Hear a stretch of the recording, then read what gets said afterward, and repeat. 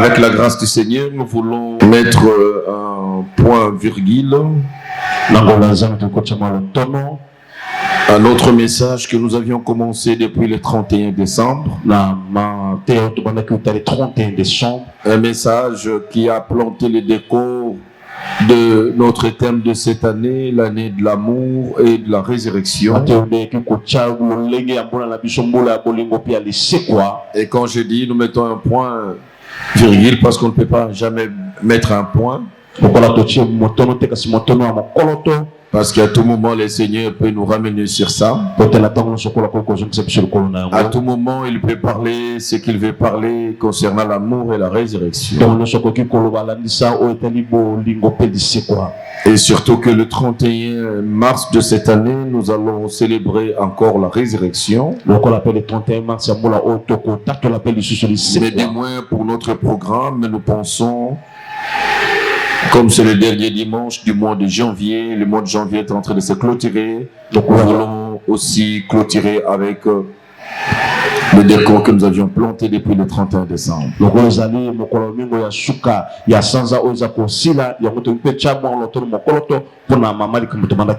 Et le sous-thème que je vais clôturer avec cet avant-midi,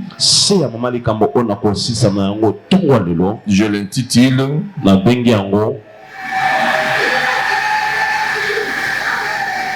La mort qui donne la vie.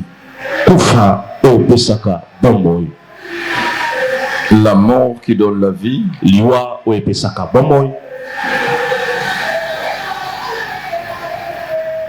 Et nous allons nous donner l'exercice de lire pour la dernière fois notre texte principal. De Jean chapitre 11. Jean chapitre 11. Que nous avons lu tout le mois de janvier.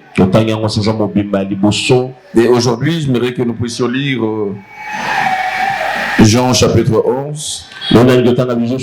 Jean chapitre 11.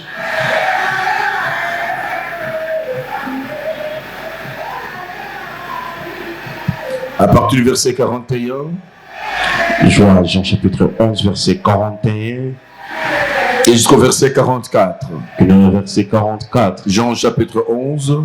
Jean chapitre 11. Le verset 41 jusqu'au verset 44. Verset 41, qui est le verset 44.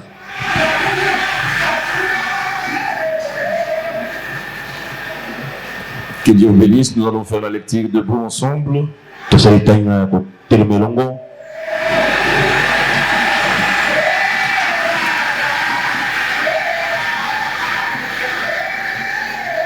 Je lis avec ma version le SMR. Il est dit ceci. On ôta donc la pierre. Alors Jésus tourna son regard vers le ciel et dit: Père, Tata, tu as exaucé ma prière et je t'en remercie. Pour moi, je sais que tu m'exauces toujours. Mais si je parle ainsi, c'est pour que tous ceux qui m'entourent croient que c'est toi qui m'as envoyé. Cela dit, il cria d'une voix forte: Lazare, sors de là. Et voici que le mort sortit du tombeau. Il avait les pieds et les mains entourés de bandes de lin.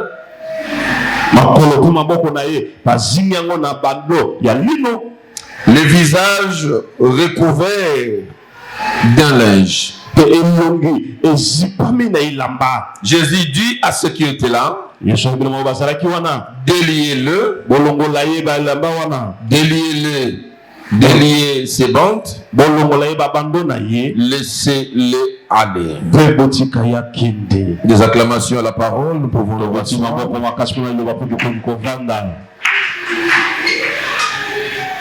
Cette histoire qui nous a animé tout le mois de janvier, l'histoire de Lazare. Et ensemble, nous avons vu de quelle manière Lazare est tombé malade. La relation privilégiée qu'il avait avec le Seigneur, le Dieu Tout-Puissant. Et la relation que le Seigneur entretenait aussi avec ses sœurs Marthe et Marie. Et nous avions observé que le Seigneur était informé pendant que Lazare était encore malade. Mais au lieu d'aller intervenir, le guérir, il a encore mis quelques jours. Au point que Lazare a succombé de sa maladie, d'une situation qui était déjà grave. Alors le pire est arrivé. Quoique le pire soit arrivé, Jésus a mis encore quelques jours, de telle enseigne que le jour où il était sur place, ça faisait 4 jours que Lazare était déjà enterré. Ces deux sœurs désespérées, tout le monde qui était là désespéré, et l'arrivée de Jésus, par l'accueil de ces deux sœurs, chacune à son tour, c'était un accueil simplement d'un Jésus qui venait pour consoler comme tout le monde. Et voilà pourquoi on n'hésitait pas de lui rappeler son retard. Marthe l'a dit, Marie est revenue sur la même chose, si tu étais là. Quand pour dire, ben voilà, tu étais parti, voilà, tu as traîné là où tu es parti, voilà, mais si tu étais avec nous, il ne serait pas mort. Et j'aimerais bien dire ici, nous n'avons pas un Dieu de prévention seulement, qui est là pour prévenir un danger, mais nous avons un Dieu qui est capable de résoudre le problème qu'un danger amène. Il est capable de te protéger qu'une maladie ne t'atteigne pas. Et ce même Dieu qui te protège des dangers ne t'arrive pas, il est suffisamment capable de te sortir des dangers une fois que cela arrive. J'aimerais rassurer quelqu'un ce matin, quelle que soit ta situation, nous avons un Dieu qui est suffisamment puissant. Et il n'a pas besoin de l'accompagnement, il n'a pas besoin du secours de quelqu'un. J'aime bien la façon dont il s'est présenté devant Abraham. Quand Abraham, au bout de sa patience, Abraham a trouvé des solutions à la manière des hommes. Et la façon dont Dieu s'est présenté devant Abraham, j'aime ça. C'est la révélation de El Shaddai. Dieu dit à Abraham, je m'appelle El Shaddai, qui veut dire le Dieu tout-puissant. Il se présente à Abraham comme pas un Dieu qui a besoin qu'on puisse l'aider. Je suis un Dieu qui est seulement puissant. Je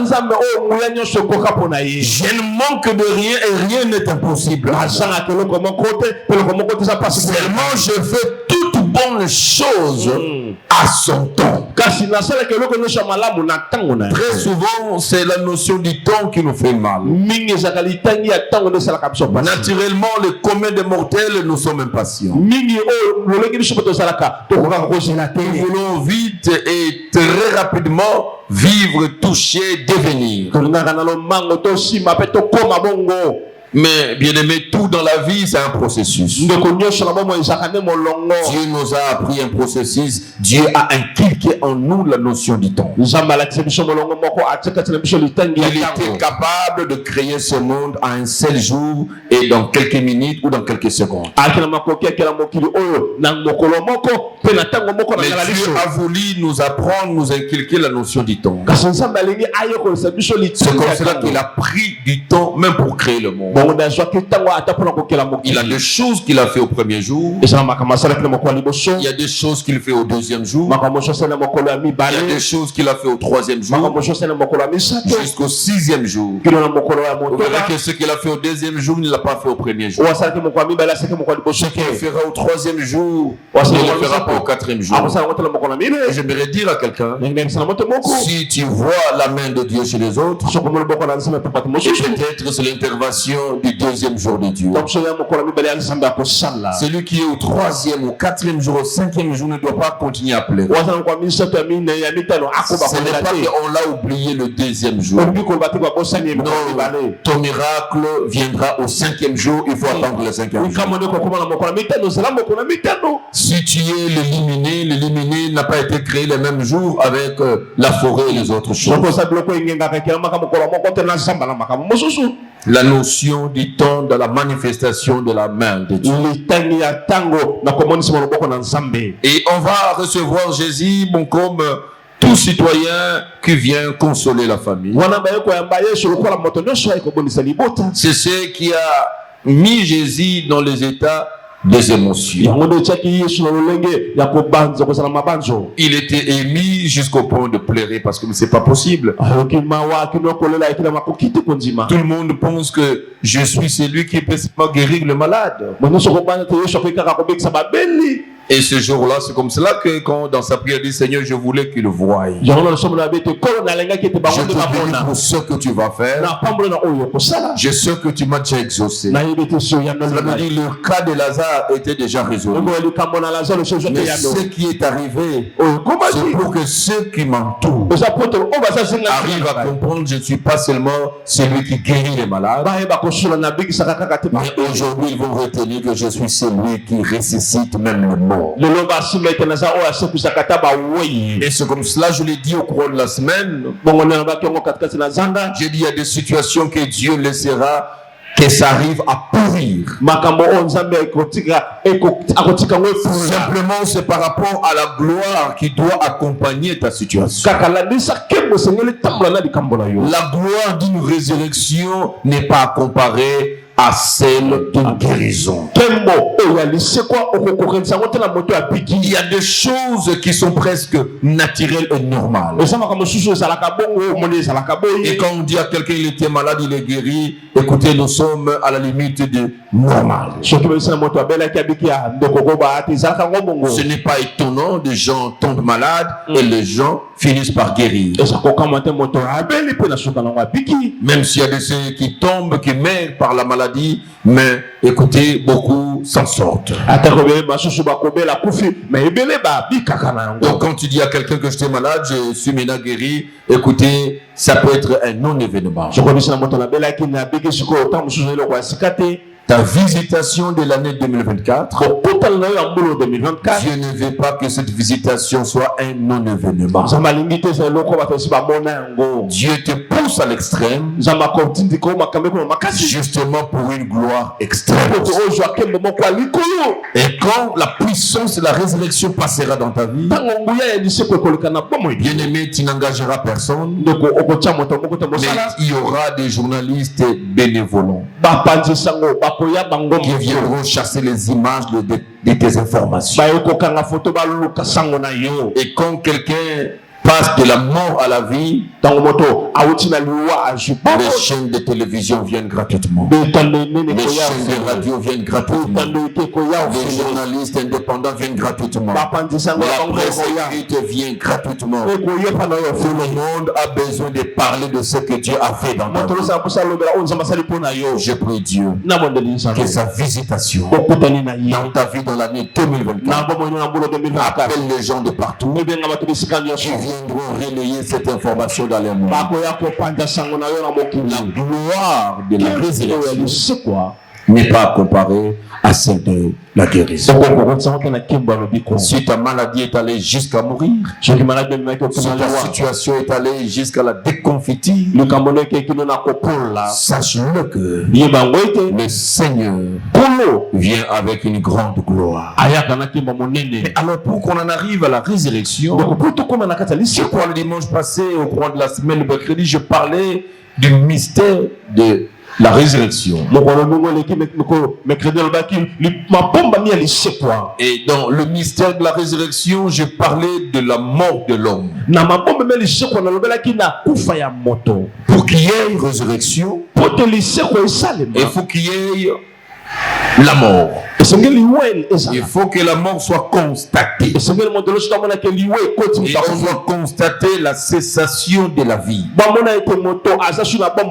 doit constater l'inexistence de la personne. Et nous avions parlé dimanche et le mercredi que nous devons accepter de mourir. Celui qui veut expérimenter la résurrection doit être prêt à mourir. Il doit accepter à mourir. Il n'y a que la mort qui ouvre la brèche à la résurrection. On ne parlera pas de la résurrection s'il n'y a pas eu de mort constatée. Quand Dieu laisse tes affaires tomber, quand Dieu accepte que tu deviennes inexistant dans un domaine, où les gens t'ont oublié pratiquement, où tu n'es plus référentiel, on ne peut plus recourir à toi. Dieu sait. C'est par rapport à ça que tu peux commencer à espérer à la résurrection. Un malade, la résurrection ne le concerne pas. Mais c'est à un mort que la résurrection est importante. Et si nous avions parlé de la mort de l'homme, et aujourd'hui je viens parler de la mort qui donne la vie. S'il y a un mort, il doit y avoir un autre mort pour ressusciter le premier mort. Et quand nous parlons de la mort qui donne la vie, nous parlons de la mort qui délivre de la mort. C'est la puissance de la mort qui peut nous délivrer de la mort. Nous, les morts d'aujourd'hui, qu'est-ce qui peut nous ramener à la résurrection? Celui qui nous amène à la résurrection, certes, c'est Jésus. C'est Jésus qui est notre résurrection. Mais Jésus est notre résurrection, pas par sa résurrection. Ce n'est pas la résurrection de Christ qui nous ressuscite de mort, mais c'est la mort de Jésus qui donne vie au monde. La résurrection de Jésus nous donne la justification pour le royaume de cieux. La résurrection de Jésus ne nous ressuscite pas de mort. C'est pour cette raison, le jour où il était ressuscité, il n'était pas ressuscité avec tout le monde. Mais la Bible dit le jour de sa mort, c'est sa mort qui a provoqué la résurrection de mort. Et celui qui veut vivre la résurrection, c'est celui-là qui doit se croiser à la mort de Jésus.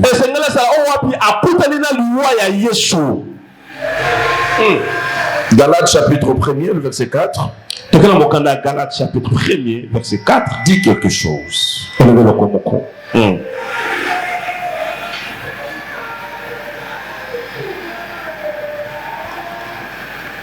Galates chapitre 1er, Galates chapitre 1er, le verset 4. verset 4.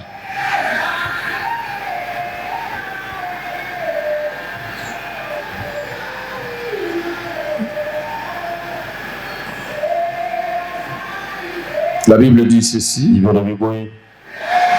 Le Christ s'est offert lui-même en sacrifice pour expier nos péchés. Et pour quel objectif? Afin de nous délivrer du monde présent dominé par les mâles. Il a ainsi accompli la volonté de Dieu notre Père. Et dans l'autre version on dit carrément, il nous a délivrés de la mort.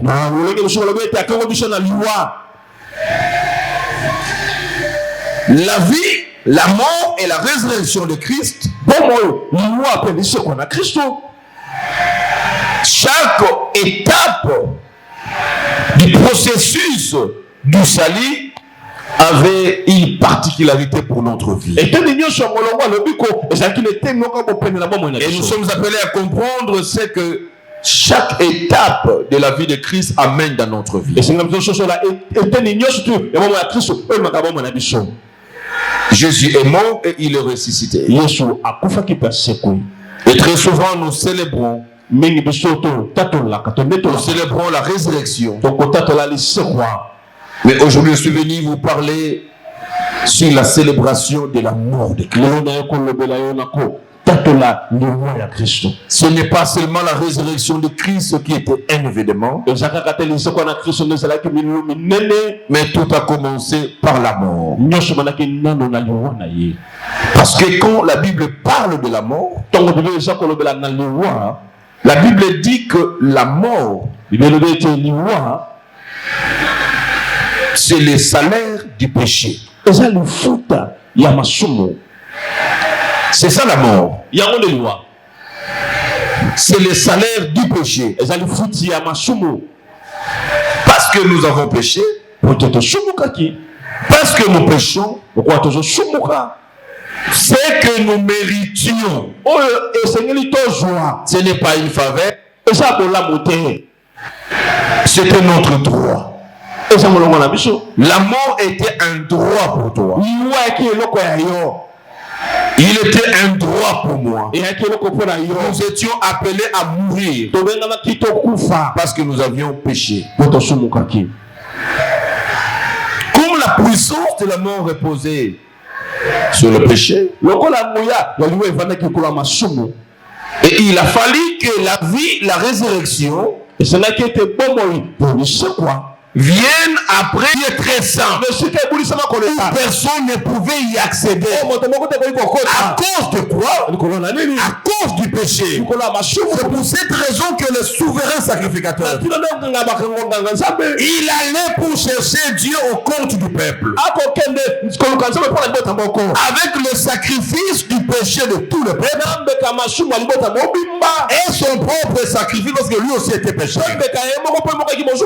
Il entrait dans le lieu saint.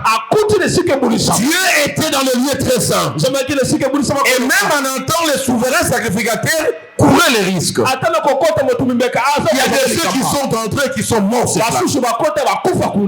Parce que Dieu n'a pas accepté le sacrifice du péché. Et comme il n'accepte pas les sacrifices du péché, il constate le péché dans sa présence. Le souverain sacrificateur, il paye cash, il va mourir. Regardez comment le péché avait la puissance de la mort. Regardez comment la mort agissait et cette mort était soutenue par le péché. Mais ce jour-là, parce que la question du péché a été totalement résolue. Quand Jésus rend l'âme, la Bible dit au même instant, Le rideau qui cachait Dieu se déchire.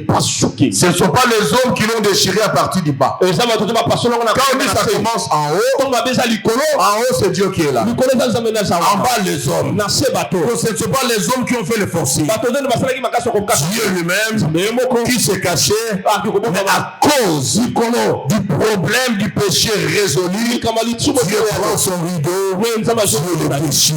Dieu se révèle à l'homme. Dieu permet maintenant à l'homme d'entrer en contact avec lui. Depuis ce jour-là, qu'un souverain sacrificateur ne peut continuer se présenter devant Dieu pour le compte de tout le monde. L'amour de Jésus a donné la facilité d'entrer en contact avec Dieu. C'est par l'amour de Jésus que le sens de la prière existe aujourd'hui. Partout où tu es, tu peux t'adresser à Dieu, tu peux prier Dieu. La prière n'était pas l'affaire de tout le monde. Il n'y a que le souverain sacrificateur qui pouvait prier pour le peuple. Mais aujourd'hui, tout le monde, partout où il est, le rideau est déchiré. Le rideau qui nous cachait, déchiré. Le rideau qui empêchait, déchiré. Tout le monde peut voir Dieu. Dieu ne te trouve plus comme un péché. Et voilà pourquoi le rideau est ouvert. Le diable continue à faire reculer les autres en arrière. Toi, tu veux prier, tu vas aller où? Oh, tu es pécheur. Et Dieu ne va pas te supporter. Il va te tuer. Il y a des gens qui sont culpabilisés, qui pensent que Dieu ne les aime pas, à qui on présente un Dieu qui tient les fouets. Il est en train de faire comme ça. Il est en train de la qui passe. Je suis venu te dire, dans sa main, il ne tient ni fouet, ni épée, mais il te tend le main d'amour.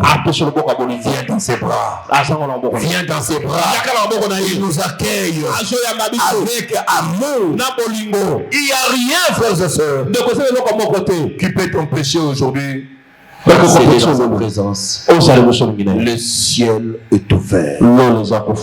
Le ciel reste ouvert. Depuis ce jour-là, il a déchiré le rideau. Regardez ce que l'amour de Jésus a fait pour nous.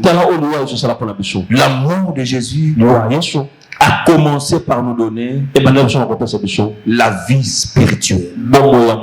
Parce que quand nous parlons de la résurrection de la vie, il y a d'abord la vie spirituelle. Parce que quand nous parlons de la mort, il y a aussi d'abord la mort spirituelle.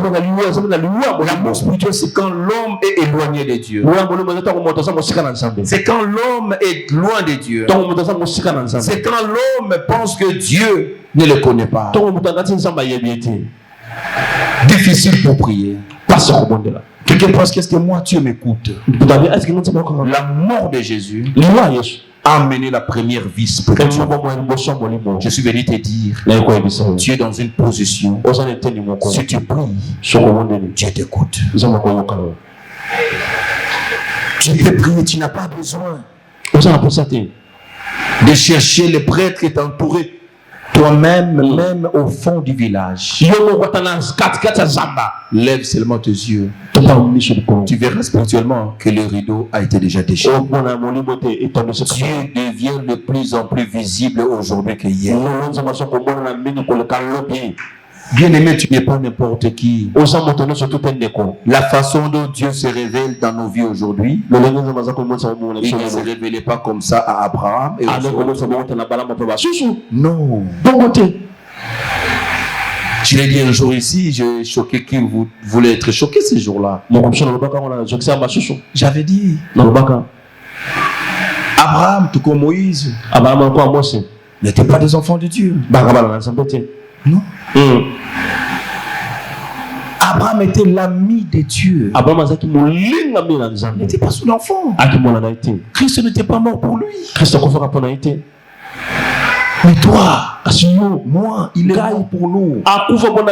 Nous avons une position privilégiée. Cela veut dire, ne prenons pas le référentiel d'Abraham, le référentiel de Moïse comme étant terminal. Donc, il y a des prédispositions où Dieu peut faire des choses avec toi plus que ce qu'il a fait avec Abraham, ce qu'il a fait avec Moïse.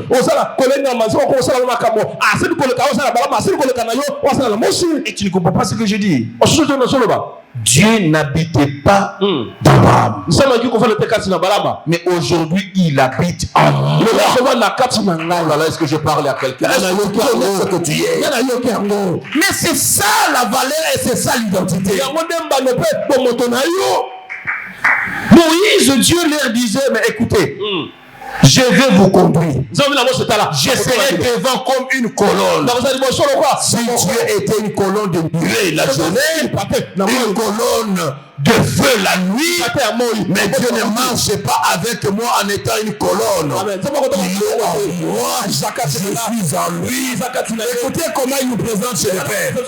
Quand vous lisez Jean 17, quand il fait la prière sacerdotale, il est en train de dire à Dieu, tu me les as donnés, Seigneur, maintenant que je pars chez toi, je rentre chez toi, c'est là que tu m'as donné.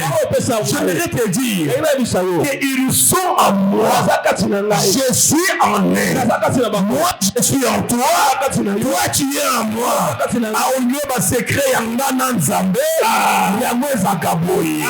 Il est en moi, je suis en lui, je vis dans le Père en lui, donc moi dans le Père en moi, je suis dans le Fils en moi. Quand tu viens dans ta sorcellerie, tu ne vois rien. Quand tu appelles les occultistes des bandales, vous ne voyez rien. Quand lui-même le diable vient avec un traitement, je ne vois rien. La Bible dit, ce n'est plus moi qui vis, c'est Christ qui vit en moi. Tu rencontreras le fer de Jésus. Ce n'est plus moi qui vis, mais c'est Christ qui vit en moi. Il est en moi, je suis en lui. Amen. Ça, Philippe n'avait pas compris. Quand Jésus dit, écoutez, je suis dans le Père. Le Père est en moi. Philippe a dit, écoutez, arrête de nous embrouiller. Montre-nous seulement le Père. Et cela nous suffit. Jésus lui dit, mais j'ai vécu longtemps avec toi. Ne dis pas que tu ne me connais pas. Non, toi je te connais. Mais je dis le Père. Il dit, celui qui m'a vu, il a vu le Père. Celui qui a vu Jésus, il m'a vu. Celui qui a vu Boga, a vu Jésus. Tu cherches Jésus. Il a quelle taille? Il a quelle forme? Il est comment? Celui qui me voit, il voit mon Père. Je suis dans mon Père. Il est à moi. Est-ce que quelqu'un peut acclamer pour le Seigneur? Quel privilège! Quel privilège que tu as. Ça, ce sont les acquis de la mort de Jésus. La mort de Jésus a changé mon identité. C'est une mort qui donne la vie. La mort de Jésus a façonné ton identité. Tu étais prisonnier. Tu étais esclave avant. Mais tu n'as plus le droit de rester esclave du diable. Parce que Jésus a payé le prix. On ne peut pas mettre en prison deux personnes pour les mêmes fautes. On ne peut pas tuer deux personnes pour les mêmes fautes.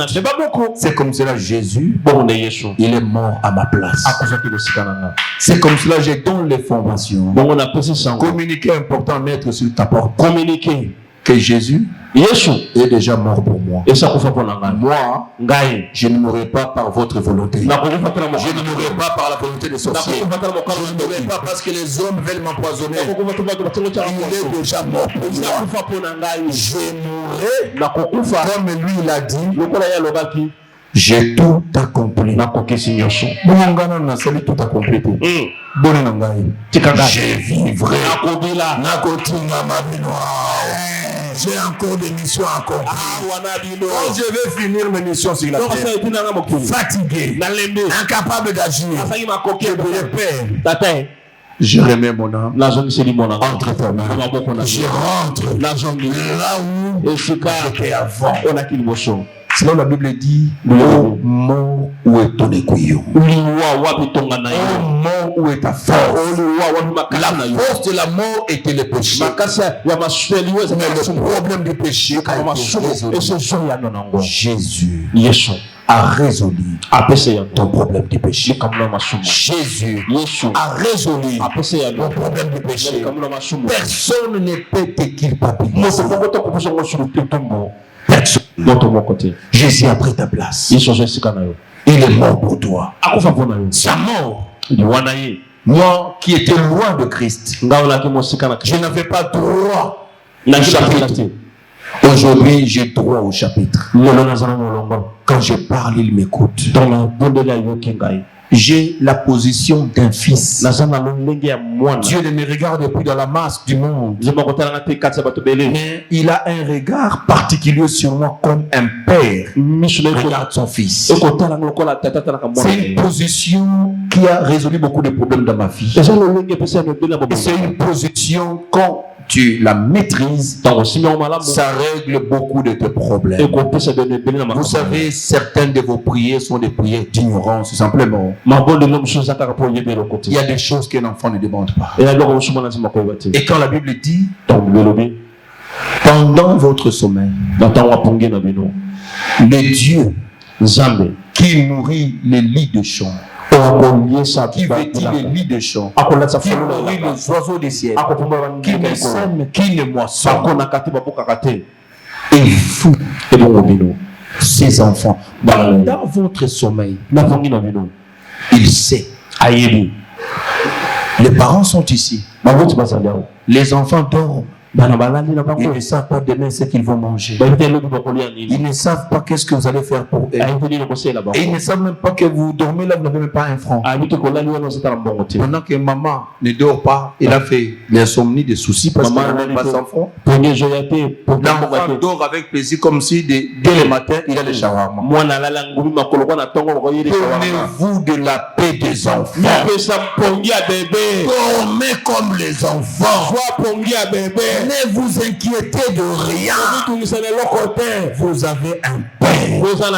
Pendant que vous dormez, il connaît ton âge. Il sait que tu as besoin de mariage. Il sait que tu cherches le travail. Il sait que demain tu auras besoin d'argent. Il faut manger. Il est en train de bouger les gens partout pour que ton problème soit résolu. Mais il y a aussi place en Zamba. On dit que c'est la place en Zamba. On a évité les lobby. L'obéi appartient à Dieu. Le lendemain appartient à Dieu. Dormons comme des enfants. C'est ça la position des privilèges que Dieu nous a donné. C'est ce que l'amour de Jésus nous a conféré. Je suis un fils. Je dors comme un fils. Ce n'est pas à moi de tourner la tête. J'ai un père. C'est ce qui revient à dire qu'il y a des prières. Dans ta foi, dans ta relation avec Dieu, ça ne peut plus figurer. Un enfant ne supplie pas son père pour manger. Tu ne peux pas prier pour chercher à manger. Qu'est-ce que tu demandes à Dieu? Il y a des choses qui te sont de droit. Quand tu as faim, dirige-toi à la cuisine, à la salle à manger, va manger. Tu as eu faim à 10 heures. Mais à 7h30, déjà la table était prête. On savait que tu auras faim. Il y a déjà un petit déjeuner pour toi. Les parents ont tout déjà préparé. Je prie Dieu cette semaine, en tant que père, qu'il prépare un petit déjeuner pour toi. J'ai parlé à quelqu'un. Il y aura un petit déjeuner de Dieu cette semaine. Quand tu auras faim, et vite tu verras que ce qu'il te faut est là. Nzambe akotia nyonso kozanango posa semaine avant yokaposa nango. Amen. Nalobi avant yokaposa mbongo ya déjà. Ah, olobi amen a bien été. Olobi amen a bien été. Ce sont des choses qui bougent spirituellement. Tu atteindras un niveau, c'est que tu désires. C'est ce qui s'accomplit. Je l'ai toujours dit ici, souvent quand je vous presse la prière, il y a des choses pour lesquelles je ne prie pas. Mais il suffit seulement que je les désire. Mon désir est transformé en prière simplement parce que j'ai un Père qui sonde mon cœur. Il sait lire mes désirs et il n'attend pas que j'en fasse une prière. Il me répond parce que c'est un bon Père.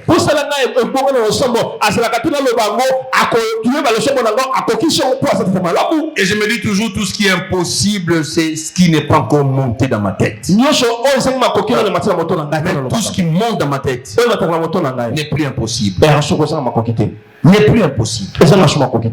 Ce que tu désires, ce que tu veux. Mais c'est sa parole qui dit. Mais en tant que fils, ton rôle c'est lequel? La Bible dit, fais ça de l'Éternel. Comme ça, tes délices. Non. Fais de l'Éternel tes délices. Comme ça, il te donnera ce que ton cœur désire. Il est en train de vous mentir. Hein? Fais de l'Éternel tes délices. Faites plaisir à votre Dieu. Donnez à votre Dieu le meilleur de vous-même. Il te donnera ce que ton cœur désire. Pas ce que tu pries. Et quand on ne fait pas de ces délices à Dieu, on prie beaucoup. Fais en sorte que dans ta vie, que tes faits et gestes fassent plaisir à Dieu. Vous savez, un enfant dont le père observe, dit, oh voilà, non. Cet enfant, il m'a surpris. Le geste d'un enfant qui fait plaisir à son père. L'enfant ne demande pas. C'est le père qui le surprend. Il faut une remarque, un désir, il vient vite. Parce que c'est un enfant. Son père, sa mère dit non, quand il est là. Non. Nous avons le repos. C'est un enfant qui travaille. Un enfant obéissant. Il est là. Au four au moulin. C'est plaisir. C'est ça le plaisir des parents. C'est ça le délice. Arrive à donner la joie au cœur de Dieu.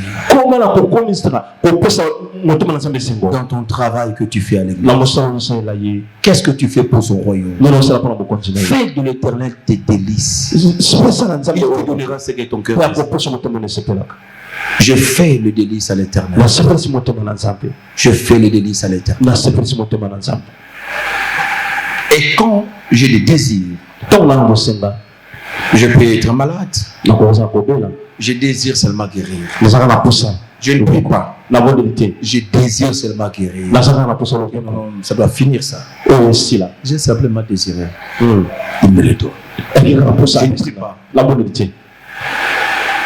Parce que je suis un fils. La mort de Jésus m'a donné une identité. Une identité de vie. Je suis un fils. J'ai des droits. Comme les autres prient, oui. Ceux qui ne sont pas fils, c'est normal.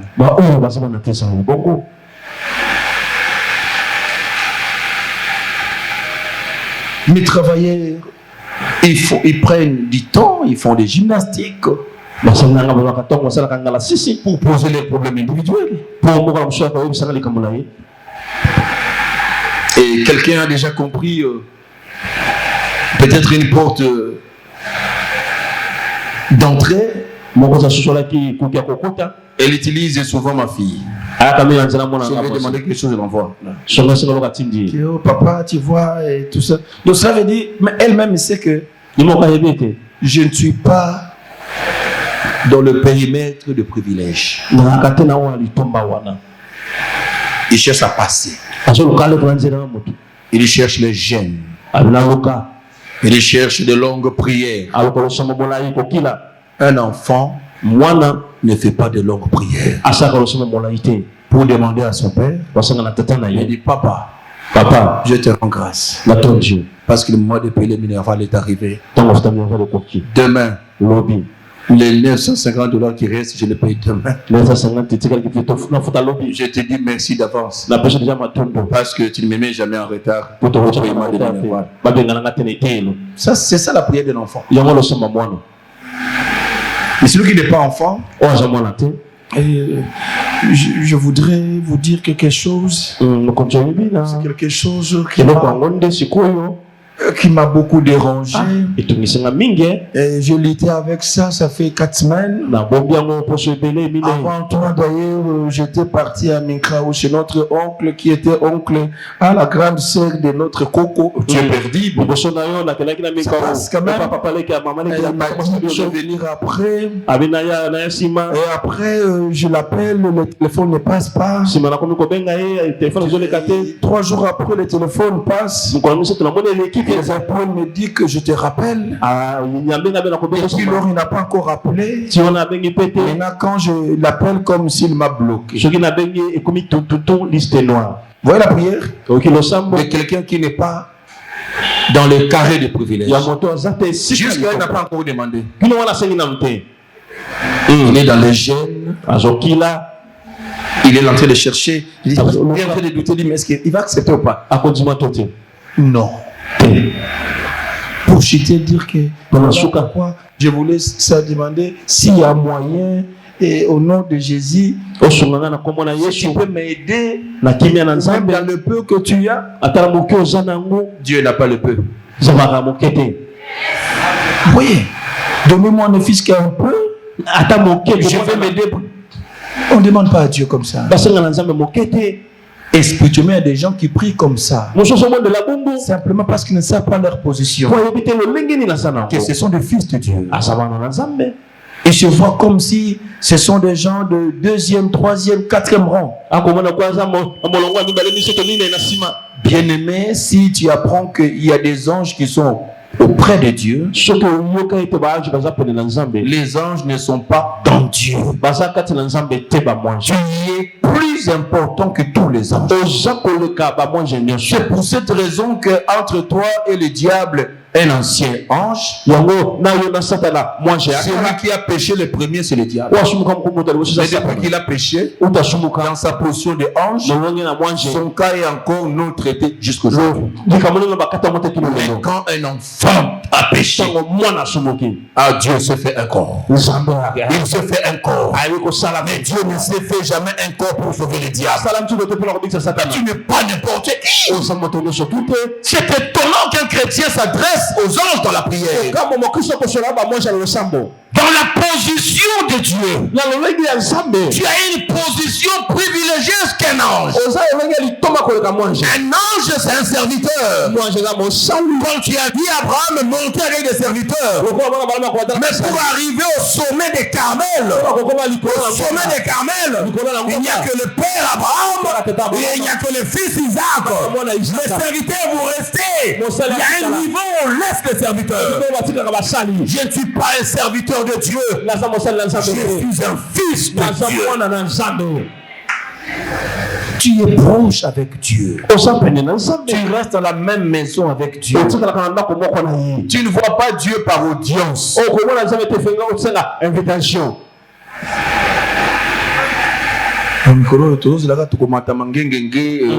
Du 23 au 2. c'est pas audience. Je suis un fils. Même dans la piscine où je me baigne, je lui parle directement. C'est un père pour moi. Prenez Dieu comme un père. Ne voyez pas très loin de lui. La mort de Jésus vous a rapproché du Père. Il ne regardait pas à distance comme si vous le craignez, il va vous tabasser. Il ne tabasse personne. C'est un Dieu plein d'amour, plein de bonté. Nous avons la chance d'avoir un tel Père. C'est grâce à la mort de Jésus. Et qu'est-ce que la mort de Jésus a fait encore enfin? La Bible dit, le rocher s'effondrit, des tombes s'ouvrirent, le corps de beaucoup d'hommes fidèles à Dieu, qui étaient morts, ressuscitèrent. Ils quittèrent leur tombeau, et après la résurrection de Jésus, ils entraient dans la ville sainte où beaucoup de personnes le vivent. Vous avez compris? D'abord, c'est la résurrection du corps. Avant le salut pour entrer à la nouvelle Jérusalem. La résurrection de Christ, c'est l'image qui nous ouvre la porte du ciel. Car sa résurrection nous donne la justification. S'identifiant à sa résurrection, devant Christ, nous ne passerons pas au jugement de péché. Parce que nous serons justifiés par lui-même. C'est ça, la voie du ciel. Mais la mort de Jésus a d'abord ramené la vie. Tous ceux qui étaient morts avant, de fidèles, cela veut dire de fils de Dieu. Ceux qui étaient morts, c'est la mort de Jésus qui provoque la résurrection. Lorsque ce matin, parce que nous célébrons la mort de Jésus, lorsque ce matin, tous qui étaient morts dans ta vie, si réellement Jésus est mort, il ne restera pas dans le tombeau. Si réellement Jésus était mort, aucun domaine de ta vie ne restera dans les tombeaux. Frères et sœurs, en matière de résurrection, il n'y a que Jésus. Il faut le rencontrer. Il faut le croiser. Il faut le cogner. Bien aimé, qu'il n'y ait pas une distance.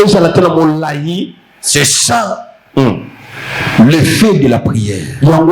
Si vous voulez expérimenter la résurrection, ne laissez pas la distance entre vous et Jésus. Tout ce qui est mort dans ta vie maintiennent encore les oreilles. Et ils peuvent écouter la voix du Maître. Lazare qui était dans la tombe 4 jours après, en décomposition, Jésus a parlé. Les oreilles de la mort ont entendu. La parole de Jésus a donné la vie. Il sort de son tombeau. Et l'incarnation parfaite de Jésus dans l'ancienne alliance. La Bible dit quand il était mort, on l'enterre. Et un jour, on a amené quelqu'un d'autre pour l'enterrer. Les bandits sont entrés dans le cimetière. Ceux qui sont venus enterrer le mort, dans la précipitation, ils ont jeté les morts. Et les morts a eu la chance de tomber dans la tombe d'Élisée. Les morts vont aller toucher les ossements d'Élisée. La Bible dit les ossements vivants donne aux morts la vie.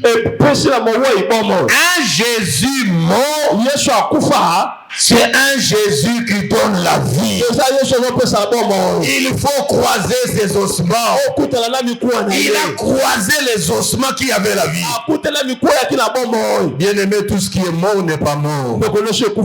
Il y a des gens dans la mort, ils gardent la vie et ils sont donneurs de vie. La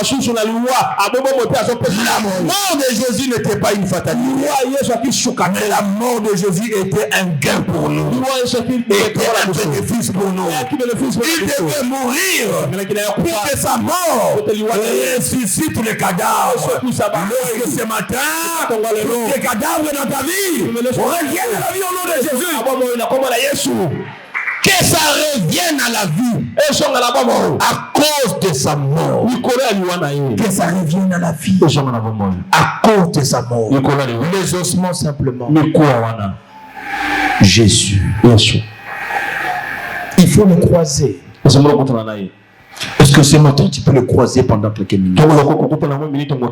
Est-ce que ce matin tu ne peux pas croiser ce Jésus? Ne le regarde pas à distance. Il y a eu le fils de la veuve de Naïm.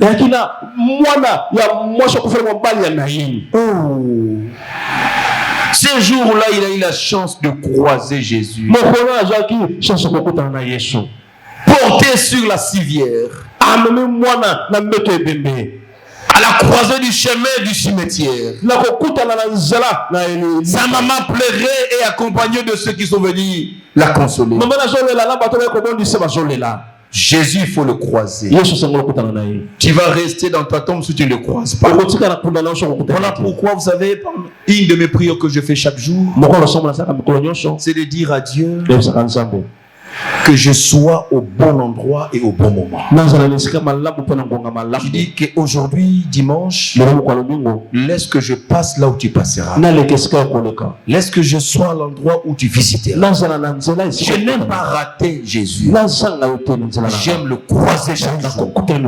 Et bien aimé, ces garçons qu'on a menés dans la tombe, pour qui on avait déjà déclaré c'est fini.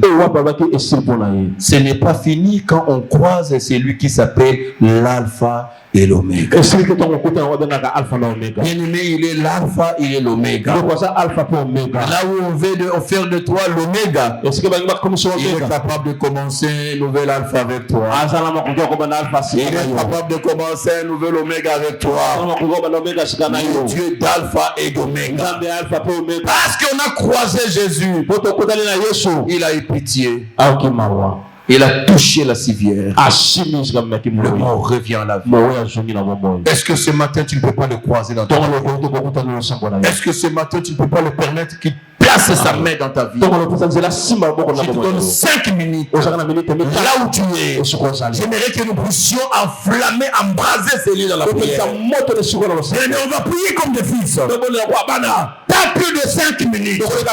Là où tu es, élève ta voix. Je sais que ta voix a monté. Bien aimé, il y a une minute qui passe déjà. Commence à enflammer ce lieu. Quelque chose doit revenir à la vie. Quelque chose doit revenir à la vie. Est-ce qu'il y a quelqu'un